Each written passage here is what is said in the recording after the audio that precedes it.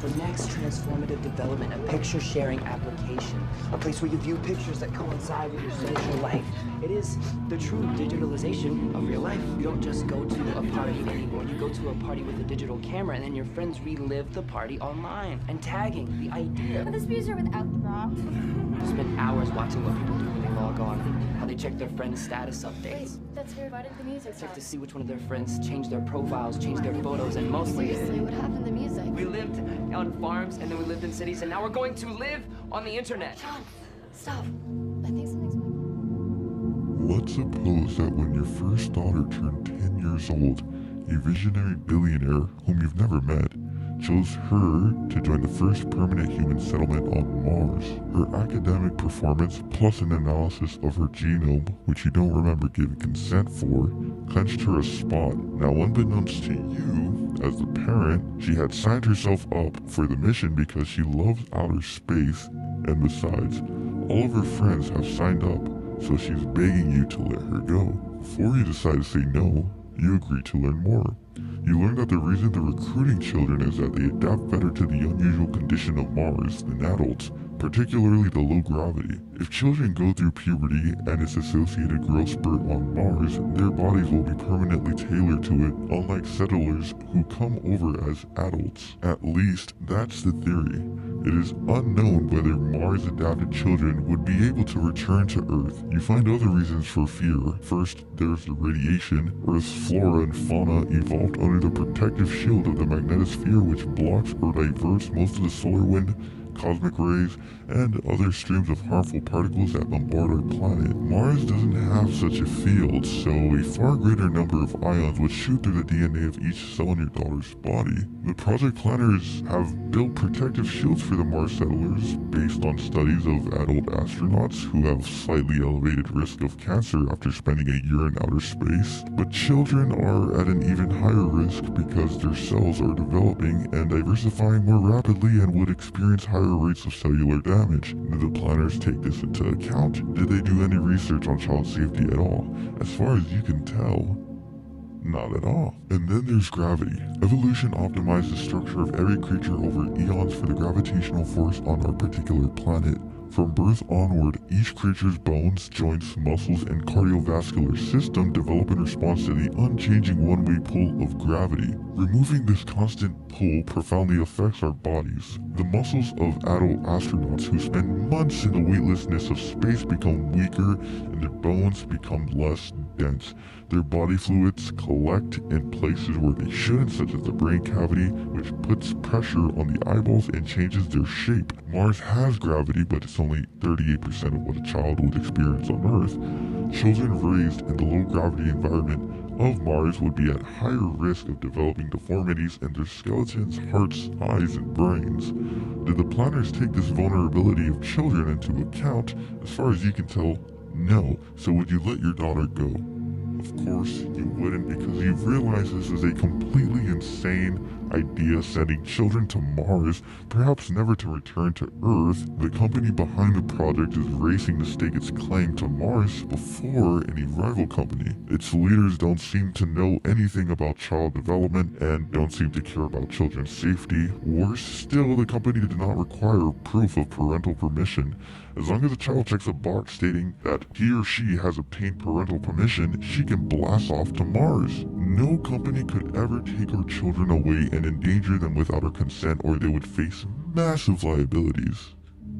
Or so that's what we think. At the turn of the millennium, technology companies based on the west coast of the United States created a set of world-changing products that took advantage of the rapidly growing internet. There was a widely shared sense of techno-optimism. These products made life easier, more fun, and more productive. Some of them helped people to connect and communicate, and therefore it seemed likely that they would be booming to the growing number of emerging democracies. Coming soon after the fall of Iron Curtain, it felt like the dawn of a new age. The founders of these companies were hailed as heroes, geniuses, and global benefactors who, like Prometheus, brought gifts from the gods to humanity. But the gifts that the tech industry was bringing wasn't just transforming the life for adults, it was beginning to transform the lives for children too. Children and adolescents had been watching a lot of television since the 1950s, but the new technologies were far more portable, personalized, and engaging than anything that came before it. Parents discovered the truth early, as I did in 2008 when my first 2-year-old son mastered the touch and swipe interface of my first iPhone.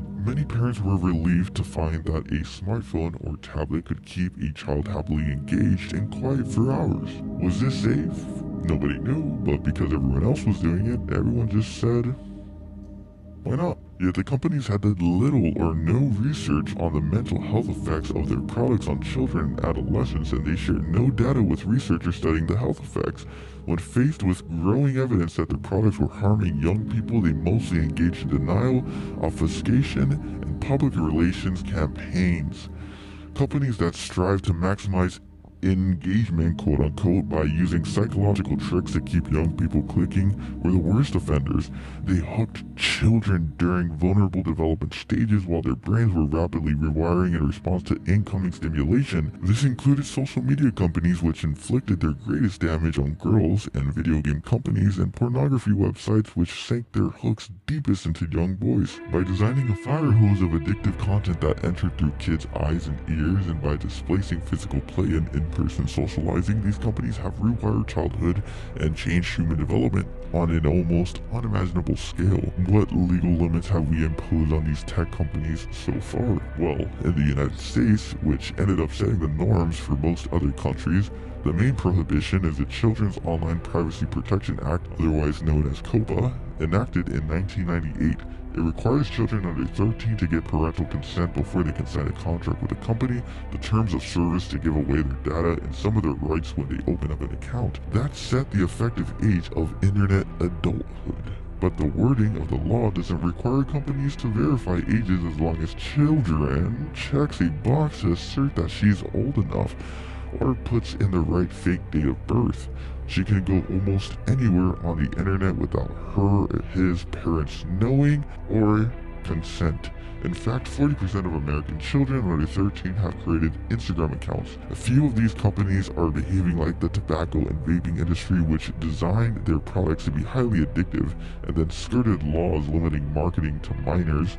We can also compare them to the oil companies that fought against the banning of leaded gasoline. In the mid-20th century, evidence began to mount that hundreds of thousands of tons of lead being put into the atmosphere each year just by drivers in the United States alone were interfering with the brain development of tens of millions of children, impairing their cognitive development and increasing rates of antisocial behavior.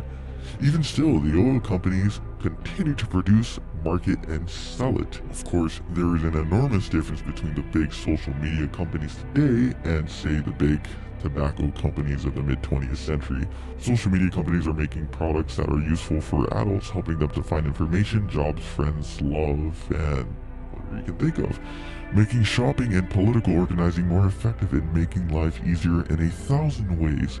Most of us would be happy to live in a world with no tobacco, but social media is far more valuable, helpful, and even beloved by many adults. Some adults have problems with addiction to social media and other online activities, but as with tobacco, alcohol, or gambling, we generally leave it up to them to make their own decisions. The same is not true for minors. While the reward-seeking parts of their brain mature earlier, the frontal cortex is essential for self-control and delay of gratification, and resistance to temptation is not to full capacity until the mid-20s. And preteens are at a particularly vulnerable point in development. As they begin puberty, they often socially are insecure, easily swayed by peer pressure, and easily lured by any activity that seems to offer social validation. We don't let preteens buy tobacco or alcohol or enter casinos. The cost of using social media in particular are high for adolescents compared with adults, while the benefits are minimal, but I don't think that the Generation Z, the anxious generation, will have an end date until we change the conditions of childhood that are making young people so anxious. Thanks to the social psychologist Jean Twain's groundbreaking work, we know that what causes generations to differ goes beyond the events children experience, such as wars and depressions, and includes changes in the technologies that they start using as children. Radio, then television, personal computers, the internet, the iPhone. The oldest members of Generation Z began puberty around 2009 when several tech trends converged. The rapid spread of high-speed broadband in the 2000s, the arrival of the iPhone in 2007, and the new age of hyper-viralized social media. The last of these were kicked off in 2009 by the arrival of the like and retweet or even share buttons, which transformed the social dynamics of the online world. Before 2009, social media was most useful as a way to keep up with your friends, and with fewer instant and reverberating feedback functions, it generated much less of the toxicity we see today. A fourth trend began just a few years later, and it hit girls much harder than the boys. The increased prevalence of posting images of oneself after smartphones added front-facing cameras 2010, and Facebook acquiring Instagram in 2012, boosting its popularity. This greatly expanded the number of adolescents posting carefully curated photos and videos of their lives for their peers and strangers, not just to see but to judge. Generation Z became the first generation in history to go through puberty with a portal in their pockets that called them away from the people nearby and into an alternative universe that was exciting, addictive, and unstable, and, as I will show, unsuitable for children and adolescents. Succeeding socially in that universe required them to devote a large part of their consciousness perpetually to managing what became their online brand, their social image, so to say. This was now necessary to get acceptance from peers, which is the oxygen of adolescence, and to avoid online shaming, which is a nightmare of adolescence. Generation Z teens got sucked into spending many hours of each day scrolling through their shiny, happy posts of friends, acquaintances, and distant influencers. They watched increasing quantities of user-generated videos and streamed entertainment offered to them by autoplay and algorithms that were designed to keep them online as long as possible. And we know that today with TikTok, Instagram, Facebook, they spend far less time playing with, talking to, touching, or even making eye contact with their friends and families, thereby reducing their participation in embodied social behavior that are essential for successful human development. The members of Generation Z are therefore the test subject for a radical new way of growing up, far from the real-world interactions of growing up with small communities in which humans evolved. Call it the great rewiring of childhood. It's as if they became the first generation to grow up on Mars. Greetings, friends. I know greetings is something you usually say at the start of something, but I really wanted to read this to you guys. If you're curious as to what I was just reading to you, this book was published by a gentleman named Jonathan Haidt. My apologies if I mispronounced that. This book is called The Anxious Generation: How the Great Rewiring of Childhood is Causing an Epidemic of Mental Illness. If you would like to read this for yourself, please find that link in the description of this video. I'd highly recommend reading this for yourself, as it goes into much more details that I did not cover. But like I was just reading to you, there is a major psychological change going around for our adolescents. Like how we were just talking about, these big social media companies are highly invasive and look to take as much data as possible from not just adults but the youth as well, and they do their best to design highly complex algorithms in order to keep you preoccupied with your time on their platforms for as long as possible. You've most likely have been scrolling, doom scrolling, brain rot scrolling, however scrolling you want to call it, for hours on end.